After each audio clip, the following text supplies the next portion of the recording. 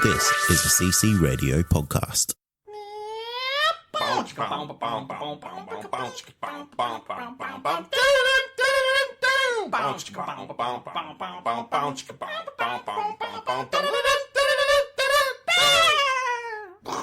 Welcome to episode 222 of the Countdown Movie and TV Reviews podcast. There's going to be a couple balloon nut sphincters in here today. Folks, my name is Wayne. And my name is Paul. Welcome to the podcast. We count down movies and sometimes television in order of awesomeness so you don't have to. And Wayne has again alluded so subtly to what we'll be talking about today, and that is the top 10, well, we're calling it a number of different things, rectum clenching films. Rectum clenchers. Top 10 ass clenchers, as Lachlan Mills said online. But we're actually going with, for the purposes of Apple Podcasts, we're going with the top 10 suspenseful movies. Right, but I'm going to totally put rectum on the title card somewhere. Which you won't see on Apple Podcasts. You won't, because you'll see it on Facebook. It will not get through the Apple Podcast censors. So we are playing it smart. Aren't we, Wayne? Smart. Yes, smart, sure. Basically, when you weren't here for the weekend's review of Child's Play, would you like to explain your absence? Yes. Horror movies suck, and I don't want to watch them ever. So what I'm going to do is, I don't know. I just hate these fucking things. So I pleaded with Paul, basically. He said, look, man, we got to see this. I'm like, man, fuck you. I hate that shit. And also, I'm going to rag it just because it's not my shit. It's like, hey, Wayne, review eating shit. I'm like, well, I don't really do that. So you're not going to get a good review, even if it's good shit. Anyway, Wayne could have summarized all that by just going, welcome back to the soundboard. Well, Paul, yeah, so Paul said, fine, I'll get someone else to do that. I'm like, sweet, bye. And then I left. Yeah, it was great to have Duty on from the Shaky Not Nerd podcast. Thank you, man. Please check them out as a thanks.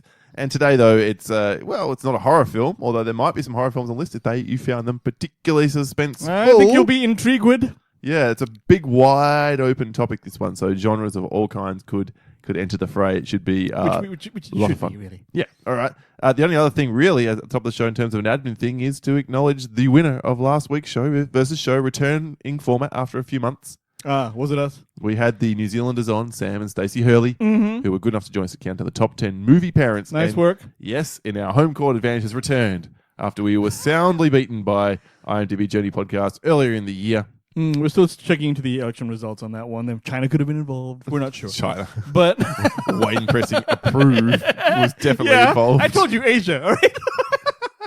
No, in terms of these results, it ended up being 32 votes to us, 13 votes to New Zealand, which means twice this weekend they've taken an absolute rogering. Oh, what happened? Did the sport ball thing happen? We won the cricket World Cup game last night as well. So, no, in all seriousness, thank you to the Hurleys for coming on, especially to Stacey, who is very heavily pregnant and now is only a couple of weeks away from having a baby daughter. Very exciting. So all the very best to you both for that. And thanks again for coming on. Movie watching challenge to see who can be... between Daniel Henderson from the IMDb Journey podcast and I. It's coming right down. What's going on, you crazy fuck? What's going on? We both had a big week. Daniel's still on holidays. Me basically dedicating every second of my life to that's not pussy at work or dealing with essential family. In fact, the family's on board. Both partner and daughter are watching movies with me. Dad's going away for a while. No, they're watching movies with me left, right, and center. Right, at very little of complaint these days because I just want it done. And I will now say confidently within 2 weeks this thing will be finished. I am 450 films. Oh, what a fucking fuck. At last check, Daniel was 380. So I've got that pretty solid buffer. That said, I'm away next weekend, so you can catch up a bit there, but not enough. Surely I'm home and hosed now.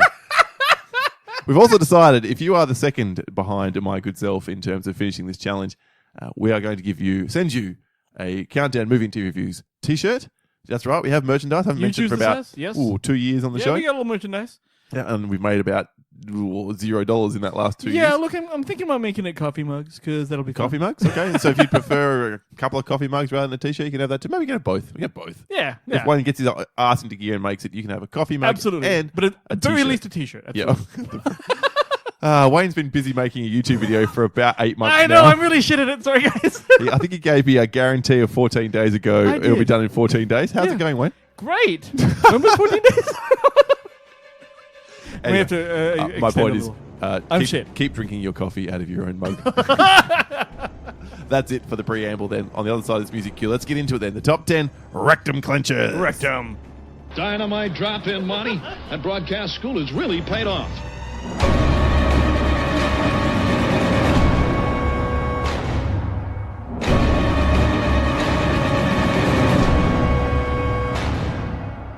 The top 10 rectum clenchers.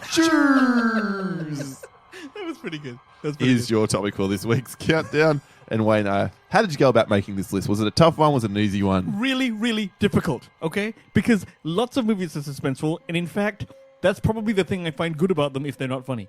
Like, if they make me like, ooh, what the fuck? Okay, so then it was a big pool to draw from. huge pool, and I'm trying to get away from your standard thrillers. Like, but I didn't really. I got kind of like... By definition and nature, a thriller should be the most Yeah. suspenseful, but that's I have films that cross into horror on my list. I have Me too, believe it or not. Oh, geez. Yeah. Damn.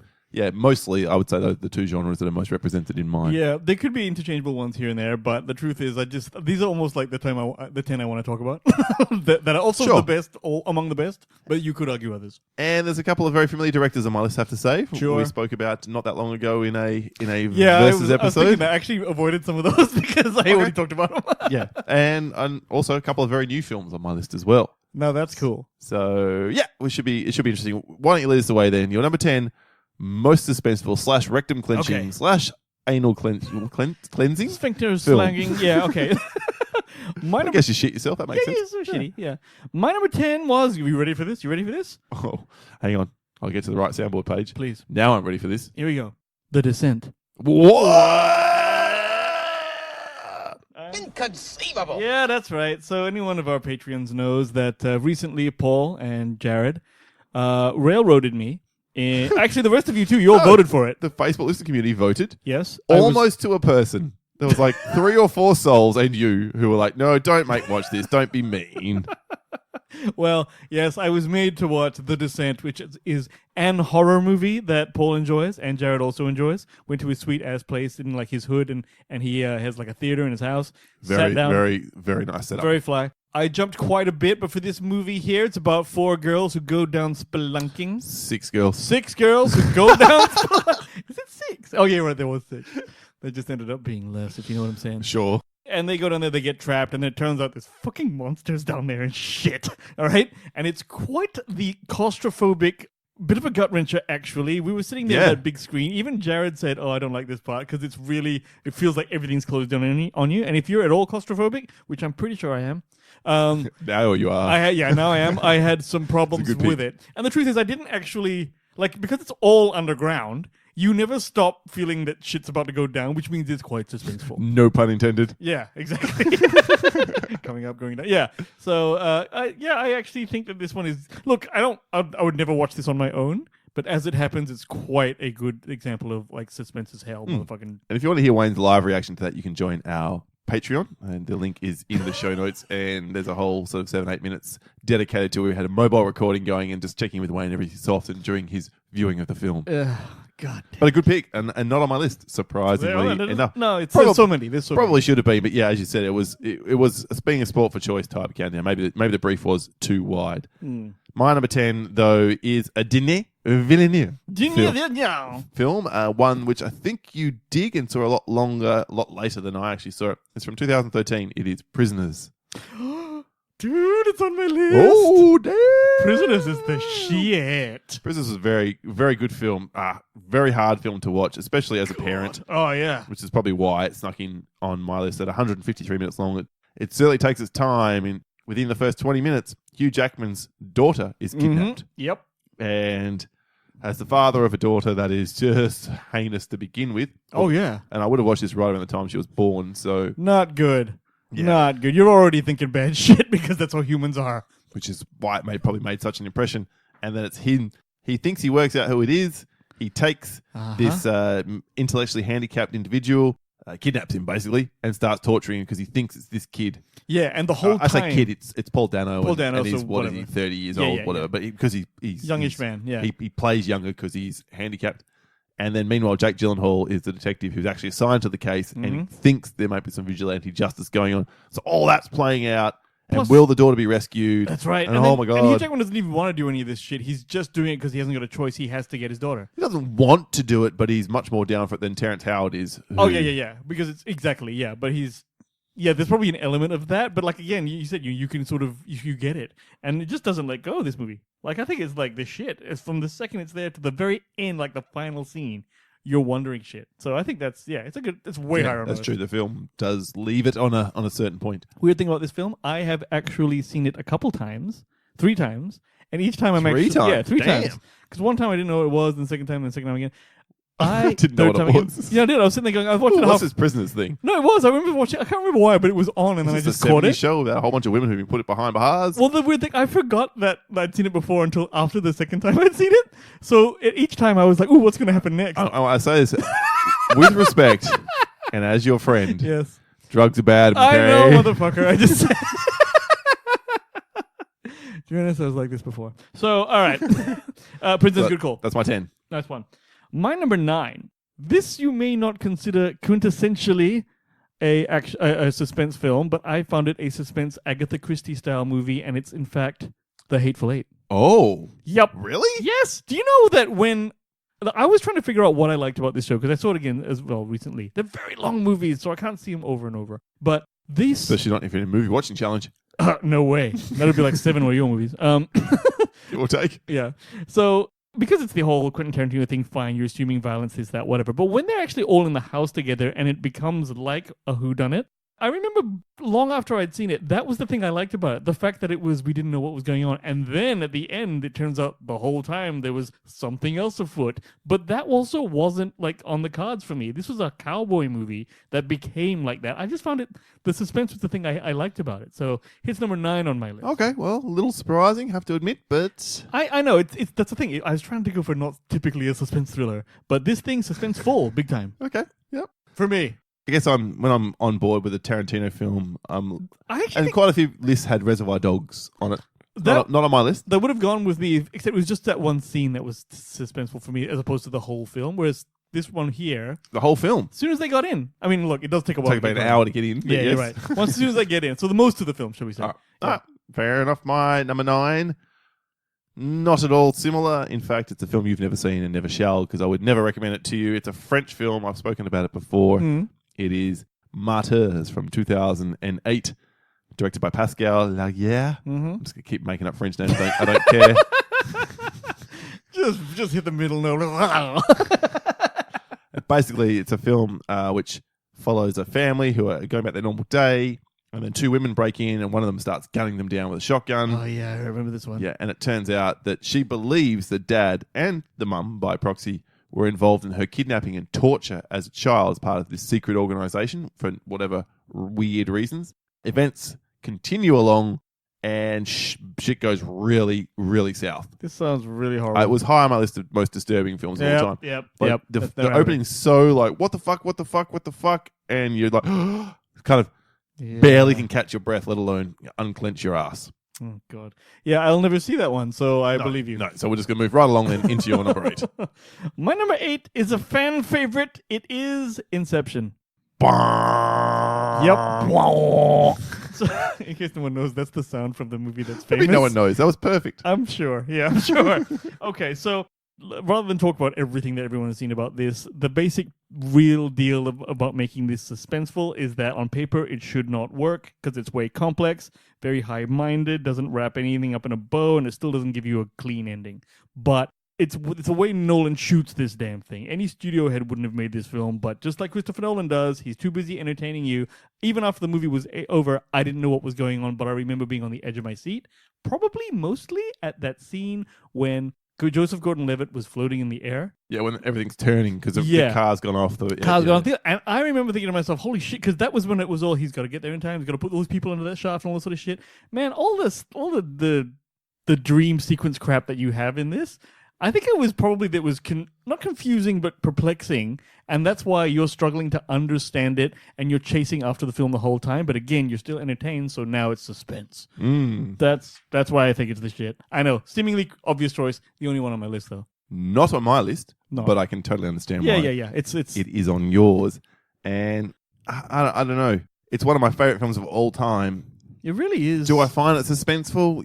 Yes. I just appreciate so much more about them than just the suspense. I think it's the pace as well. The pacing's great. The complexity, the ideas. Well, it's just like it's all there. So I guess that's why I didn't consider it, because it's, for me, and clearly for you too, it's just much more multi-layered than just how suspenseful that the heist sequence is. Agree. It's a feature of the film rather than the film itself. But the fact that it's like, well, here's one sequence, and then bam, it's another way. Bam, it's another way. Bam, it's another way. Like, holy shit. That's what kept me on edge. Sure. So, yeah. All right. Well, from one Christopher Nolan film to another, and therefore my third French filmmaker in a row, Christopher Nolan.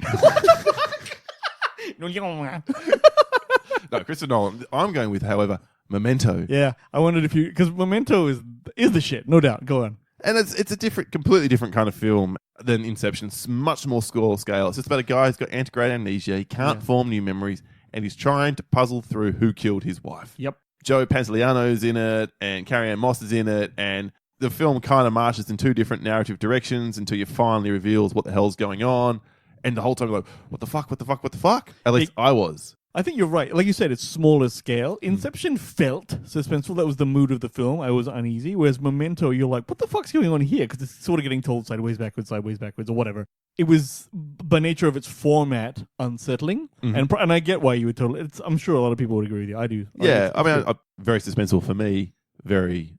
hold your breath, but I can understand why other people are like, oh, well. Because it's such a local story. It's like this guy chasing these guys. It's not like Inception. This is the whole fucking your consciousness. The whole world is potentially changing. Yeah. Yes. Well, literally in the film, but it has world-changing implications, whereas this is just a very personal story. Exactly. But still the shit. No doubt. That's good stuff. My number 7 is Gravity. Well, sir. Oh. How dare you steal my thunder completely, because my number 7 is Gravity. Oh, I didn't know how you'd feel about this. No, it's totally suspenseful. Well, and incredibly directed by French filmmaker Alfonso Cuarón. That's actually got offensive. This guy's actually Mexican or something. Clearly, I know this. Oh, good. Okay. Well, I actually have to say Gravity was one of the most intense cinematic experiences I've ever had. When I was in the movies, anyone who's seen this can vouch for all, like, the tension and that sort of stuff. But even from the start where George Clooney is, like, just cruising around space in his astronaut suit, I was already like, holy shit, he's just floating in space. And the whole vastness of space and has always freaked me out. The idea that you could float away and there's nothing around you until you die, that's always bugged the shit out of me. And getting flushed out there, because it's not like you're even, anywhere on Earth where you could, I don't know, look for water. You're in space, bitch. You're done. You're done. So Wayne is frightened by his insignificance against the vastness completely. And so whenever like Sandy Bullock runs into some shit, like there's like some shit blows up with a debris storm or something else is about to go down, I was one ass cheek off the seat the whole time. Because it scared me to start with, and then just, I don't know, I really wanted her to survive. And I was very upset that George Clooney did not. This film is 91 taut, tight minutes. Is it only that? Yeah, that's probably why it's so really good as well. short, and it has... At one stage, they were talking about this film was going to be an unbroken shot the whole way through. But it wasn't quite like that. But I think there's like 2 or 3 17-minute shots in there, including the opening destruction of the space station that they're working on, which is just phenomenal. Yeah. So already you're like... oh my God, what am I looking at? And you're there because this is your head whipping around. And then, you really get invested in Sandra Bullock's character's chances of survival in what was practically an impossible scenario. So I think it's brilliant. I will love it. Alfonso Cuarón again. The only thing I ever had a problem with about Gravity was that Sandy Bullock is a reluctant astronaut. You know that doesn't exist. You don't get to be an astronaut unless it was the thing you dreamed about as a child. Yeah, that's a narrative choice that they made. But you know what? It didn't hurt it at all for me. This movie's amazing. Well, it probably did for me. It's not the perfect film, and that probably is a large part of why it's not the perfect film. But for what it was pretty incredible.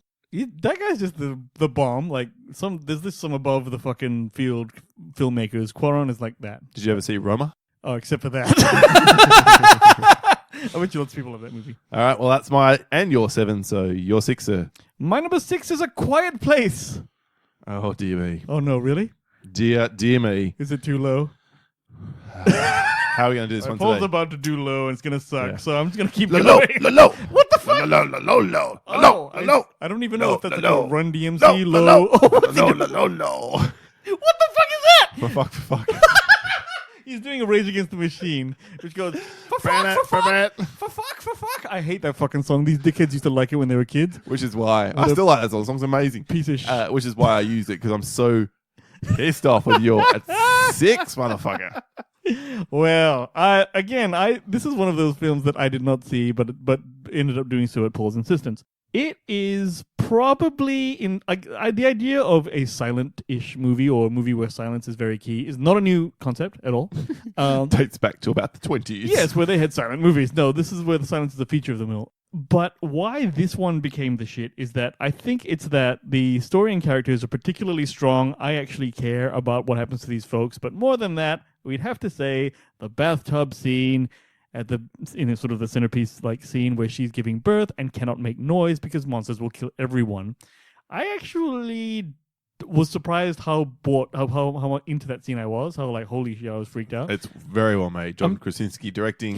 Yeah, he's got a sensitivity that made it about sort of like almost sweet or something. The movie, it's not just a horror movie. That's why I liked it. Well, you genuinely care about these characters and how they care about themselves. It establishes a very lived-in world again in a very short amount of time. If there's I mean, you put Inception on your list, and there are some longer films on mine. Yeah. Films that tend to ratchet up the tension and hold it often are shorter. Yes, because it's more in a smaller space. Because it's harder to maintain that degree of intensity. So, I think phenomenal film. Woefully low on your list. In fact, You're mocking me, aren't you? I always am, but not about this. I heard that he intentionally hired a hearing impaired girl to play his daughter. To just, I don't know, the authenticity was there and stuff. And makes more sense. Very, very cool. It was just, I don't know, the whole thing. I bought the whole thing. Wonderful choice. Great film. I'm surely everyone who is interested has seen it by now, but if you haven't, do check it out. Right, well, my number 6 is not quite appropriately enough named 7. That's my number 5. Oh, shit. Again, by French filmmaker extraordinaire David Fincher. Okay, let's just see if we can keep this one going. I think it's running out of steam. I think it ran out of steam, bitch. But I'm having fun with it. It starts out as a pretty straightforward police detective. So it does. Looks like a procedural. Absolutely. It's darker sensibility. There is obviously some sadistic elements to these crimes. Ugh. But as the film goes, the tension just gets higher and higher and higher until you get one of the great all-time film endings. The final scene of this film is up there among the out-level best. In fact, we should do that as a countdown. The top 10 final scenes in a film. Yeah, probably. I mean, it'd be Spoiler City, but absolutely. There would be Spoiler City. But I agree. I don't know what. Probably the whole the 7 sins thing, where there's gluttony and this and that, and you know there's more coming up, makes it like how you know you're gonna get to 7. So you know that this movie. Yeah, that makes sense. Yeah, because it wasn't the first one. Like that was just horrible that they made the guy eat and all sort of shit, right? And that was just like the least bad one. It just got worse and worse up to there, and then boom, this shit goes down. I reckon. Yeah, this is it wasn't his first film at all, was it? No, Alien 3 was his first film. Yeah, okay. So kind of his first film. I think it's his next film. It was only 2 years later, so 3 years later? Yeah. You know, the end of this, John Doe has the upper hand, that thing, right? Mm-hmm. I had never seen anything like that when it came out. I remember that, just going... And we don't have to talk about spoilers. If you haven't seen fucking 7 in 24 years, you don't give a shit enough. Yeah. So yeah, but we won't. But that's all I had to say about it. You don't want to say more? Okay, well, fine. It's on both our lists. It's clearly a big choice. There you are. That was my 6, and that was my your 5. So back to me for my 5. The newest film on my list, a film we saw this year, which not many people have seen, so I will not talk spoilers in this particular case. It's Hotel Mumbai. Damn it! It's on my list too, bitch. Shit. Wow, given all these choices, we are crossing up some significant amount. Yeah, I thought that was going to be. Not one listener mentioned. Oh no, maybe someone Blake Jarvis did. I think yes, yeah. Thank you, Blake. It was on my radar in any case, but once he mentioned, I'm like, yep, you're right. It absolutely was, and that was a feature of our review back in February, March. That it was just so intense, and the fact that it was based on real events, makes it that much more harrowing, that much more suspenseful. And probably would even go higher on my list, or wherever it is, possibly on yours. Yeah. If not for the fact that I had this horrible woman with her fucking phone out the entire time in my eye line while I was watching the film. Well, the reason it was higher on my list is that it didn't help that I saw this film in the same weekend as the New Zealand shootings. That's right. That was awful. So it was so harrowing. It dropped off the face of the earth extra quickly because I know. of this. And it's like, God, it's the worst opening ever. And I think probably as well, what was the worst feature that made it suspenseful is that these the killers or whatever were just dead-faced when they did it. They just pulled the gun out of the bag and started shooting everyone. And it didn't end like a Hollywood movie at all. Not at all. In fact, there was almost no Hollywood element. No Hollywood it was scenes. just, this is what happened. Boom. And that was hard to stomach at the time. It was. It's like, well, Can someone get real? Nope, that's not what happens in real life. Can they get their comeuppance at this point, please? You know, Yep, and I'm not, totally. again, without spoiling the end of the film. Yeah, obviously all the attackers, we know what happened in real life. As a matter of fact, I won't mention it here, but it doesn't go down the way you think it will. Absolutely. And all the people that you think would be, you know, the mains, the leads of this, and that, it just doesn't go the way you think it will. So, yeah,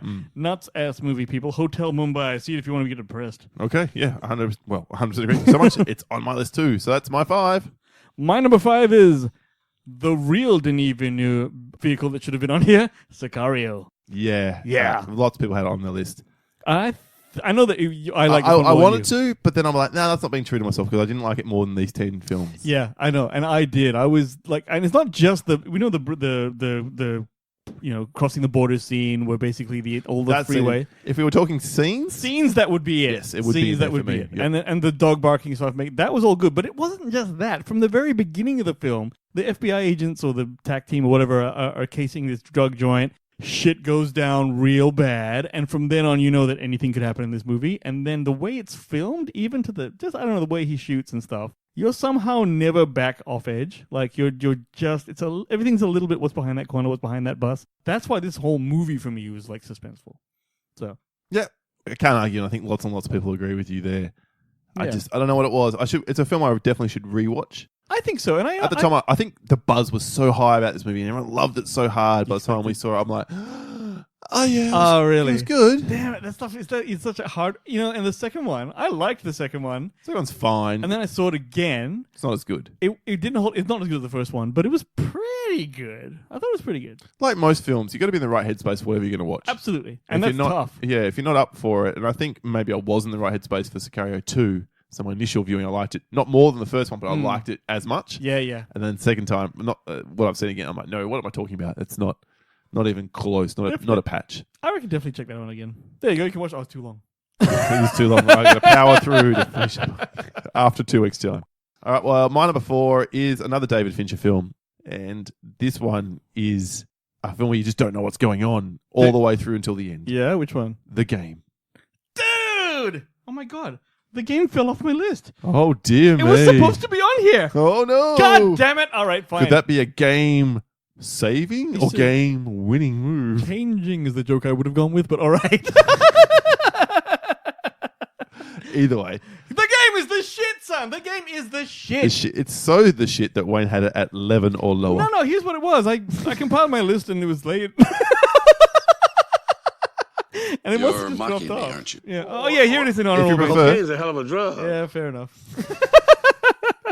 Shit. Yeah, okay, good. The Game, please. Tell a brother what The Game is. So, Michael Douglas is a CEO of a company, whatever he is. He is. He's an investment banker. He's a very well-off individual who basically everyone doesn't know what to buy him for his birthday. So his brother, Sean Penn, employs his company to give him the ultimate lived-in experience of The Game. And again, we're talking a film from 1997, so I think it's the next film after 7 that David Fincher did. Yeah. And And it's winning, man. this film, all the way, like, it takes a little while to get going, but once it does, like, you're just not sure what's real and what's not, what's part of the game, what isn't. And It's it certainly great. ends up seeming like that this company is this shadowy organization that's designed to just destroy your life and steal everything from you. Yep.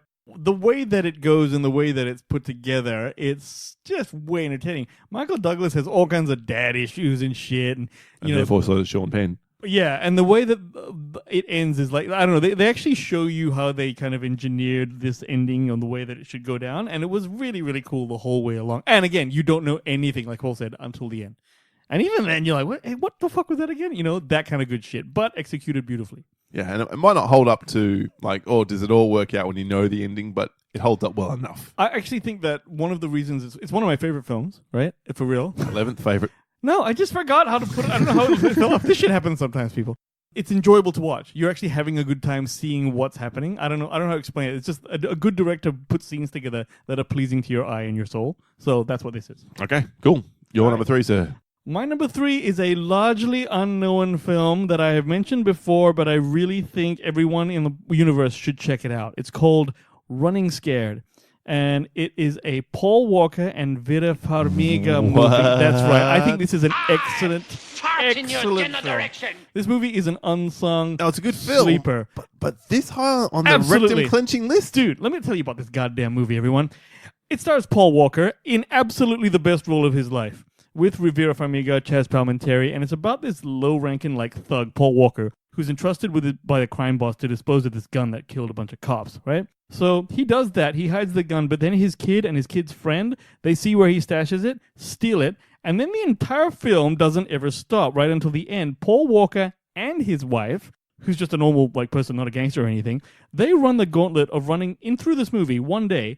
They run into every type of criminal, from hitmen to pimps to child molesters to gang bosses. And there are scenes like in a hockey rink where a crime boss has his hockey stars slam like pucks at Paul Walker's teeth. It's a real harsh-ass but very suspenseful film. You don't actually get a moment to sit down. And even Vera Farmiga actually goes on her own separate thing that happens, and she does some real badass shit. There's one of the pleasures of the movie is how supporting characters are given big scenes all of their own, and they're just as exciting as the main lead thing. So very, very badass. Running Scared. It's like I don't know what year it is. Gotta be early aughts, right? Sounds about right. Yeah. So, but I totally stand behind this, guys. Running Scared is a sleeper. Should have been a hit. Don't know why it didn't work out. But There it's you go. killer. It's killer. It's Wayne getting right killer. behind his choice I'm telling you. instead of one of his favorite films, The Game. Okay. Yeah, look, it's a good film. I agree. My number 3 is a film which puts children or a child in danger. And this is back before I had kids. I saw this movie a long way before I had kids. And I think it does this exceptionally well because it's creepy as fuck. There are some legitimately scary scenes in it. It's the first arguable thriller/horror on my list if you don't consider Seven a horror, and I personally don't. Yeah. It's The Sixth Sense. Ooh. Yeah, this film was really edgy. Wait a minute. Really? Yeah. I was thinking the whole time with this one, because I was reviewing it as well. I'm like, was The Sixth Sense suspenseful, or was it just a good ending? But I guess the whole time you're wondering whether the kid is actually nuts or seeing ghosts, or are they ghosts? No, in there? my head, he's seeing ghosts. He's seeing I think ghosts. the film makes that deal with you very early on that this is real. It's just that no one else believes him. Yeah, and then the Bruce Willis. Yeah, you're right. Then that's why the movie fooled you, because the whole time you think it's a ghost story, and it turns out it's the ultimate ghost story because he was chilling with one the whole time. But it's just creepy as, and how's he going to get past this? And the poor kid and his mom, played by Toni Collette. Yeah, and, she kills that. Yeah. Yeah, okay, fair enough. You're right. Yep, not bad. Now, Good if you choice. knew the ending, which one of our mates did, then obviously the film would suck.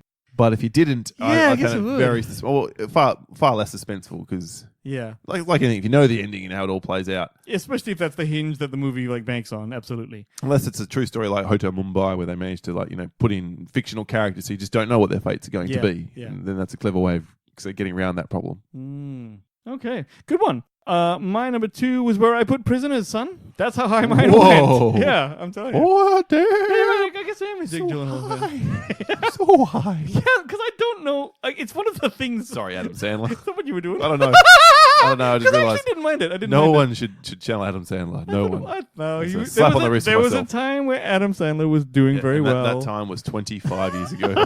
In fact, he's doing very well now, just not putting out entertaining Have you seen his Netflix mystery movie? movie. Yeah. You saw it? Of course I have. Is it any good? No, It's it's fine. I like It's not Roots even with My fine. Friends. It's okay.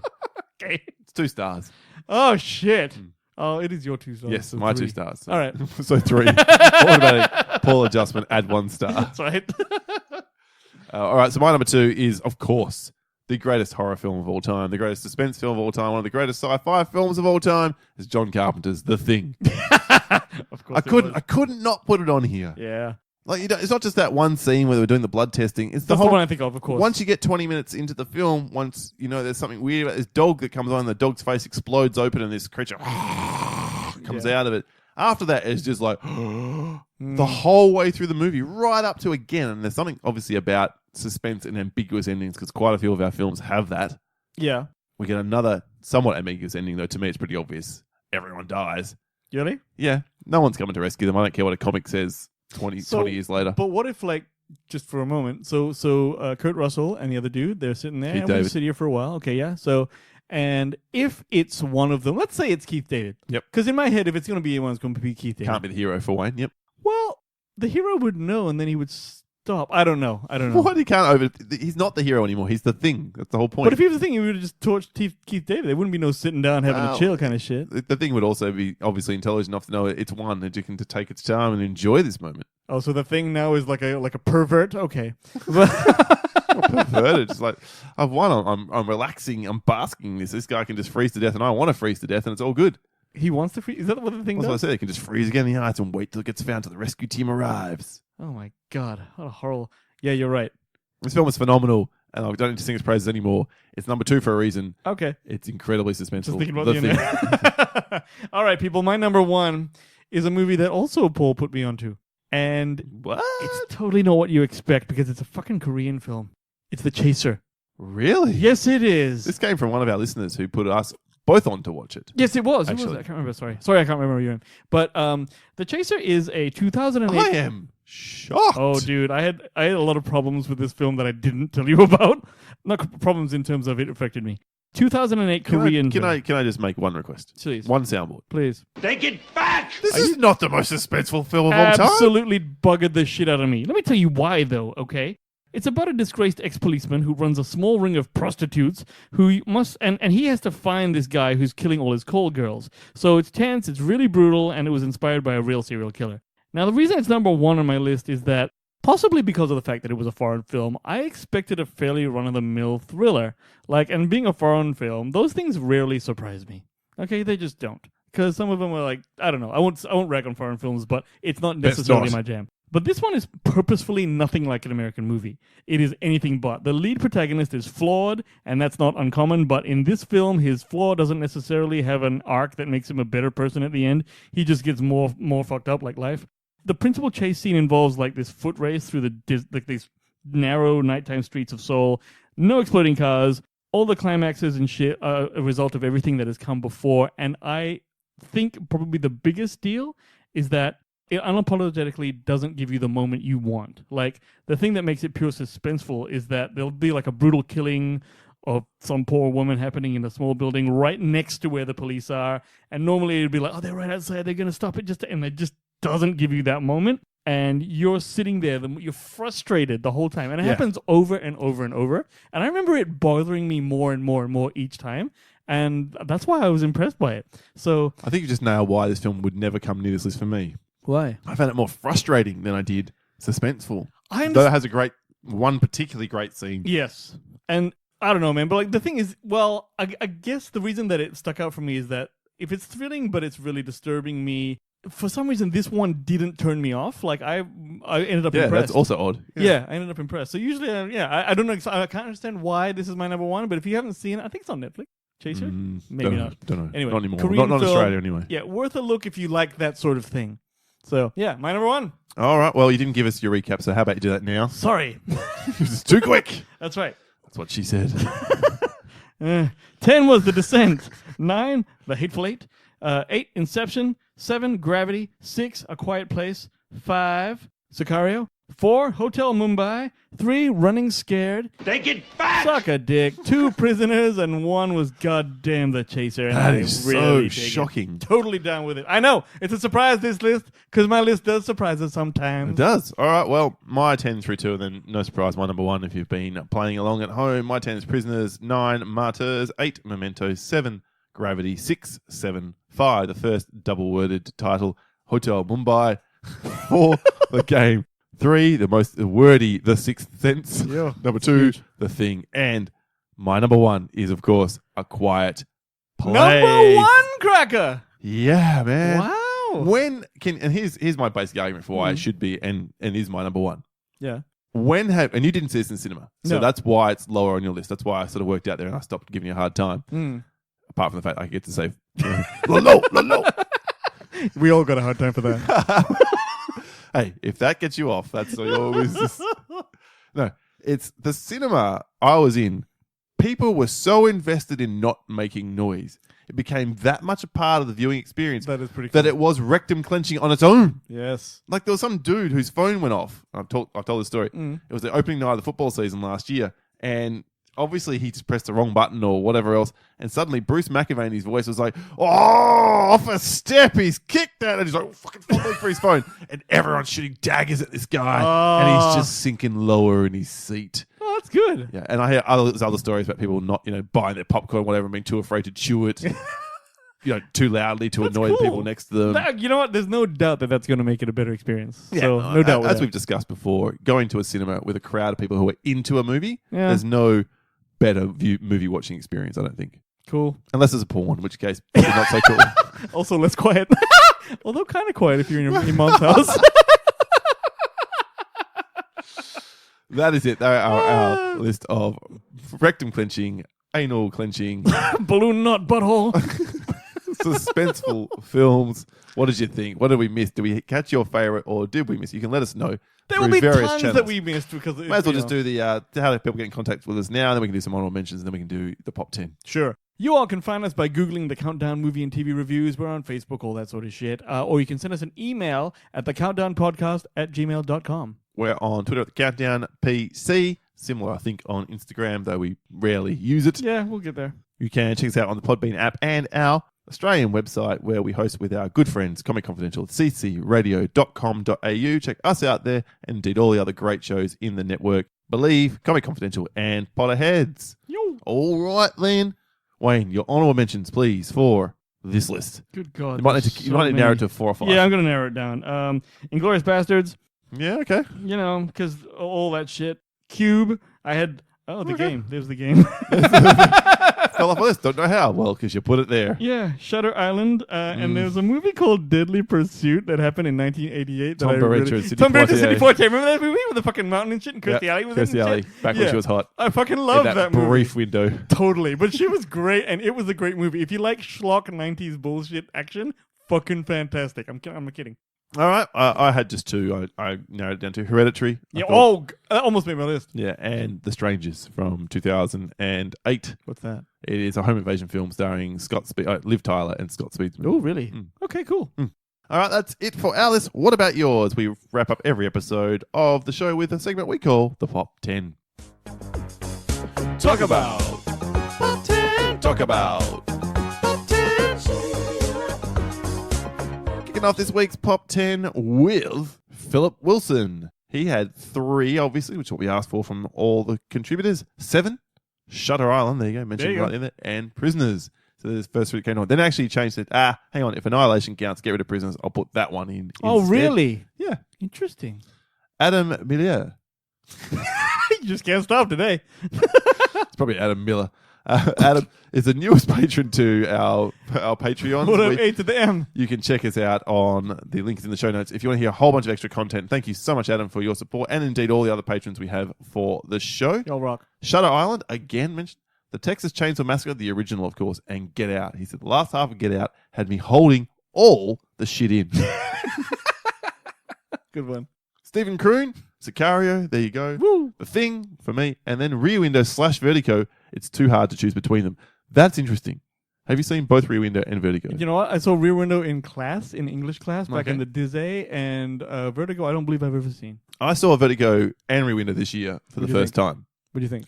It's interesting he can't separate them out. I guess they both star Jimmy Stewart, but I found Vertigo to be infinitely superior. I thought Really? Rear Window was this really long and boring exercise in futility until the last 20 minutes of the film. And then, and he also treats his wife, his girlfriend, like garbage through the whole movie. And I just really, I know it's a product of its time. But he's the protagonist? Are you Yeah. supposed to? Oh, okay. Yep. Yeah. Like, It's tough for that shit to have to come over now, man. yeah. Obviously, what was cool in the 50s, not so good. I think Rear Window's 54, 56. Even what was cool in the 80s is not cool now, man. Yeah. 90s, fuck it. As we will find out on a future topic of the show. Thank you for that, though, Stephen.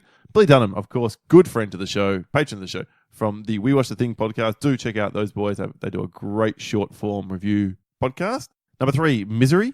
Oh, yeah. Got a lot of love around here of late. Number 2, Silence of the Lambs, which was the GIF I chose to I go was with on Twitter. wondering why it wasn't on any of our lists. Yeah, I rewatched that movie a few years back for the show. I didn't love it. If it was the night goggles scene at the end, Scene-wise. if it was a scene, absolutely, that was on my list if we were doing a scene.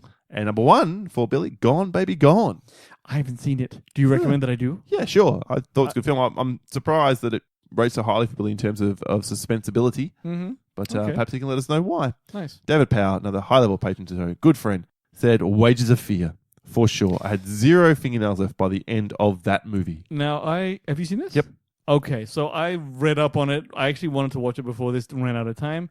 It's about dudes transferring or transporting nitroglycerin. Is that right? Yep, on the back of trucks across unstable African roads. Wow. To the place where they need to blow up what they need to blow up to stop whatever fire is taking place. Is it crazy suspenseful? Look, it's good. And I don't want to disrespect anyone It's else. from its time. It is from its time, and it's also 2.5 hours long, and the first hour is all set up and no suspense. So I guess they're saying the last 90 minutes make it worthwhile. But for me, I was like, can we just get to the point? Really? And I did enjoy the last hour of the film. But a lot of film buffs talk about this being the way that it is. So yeah, I'm sure it's same guy directed Diabolique.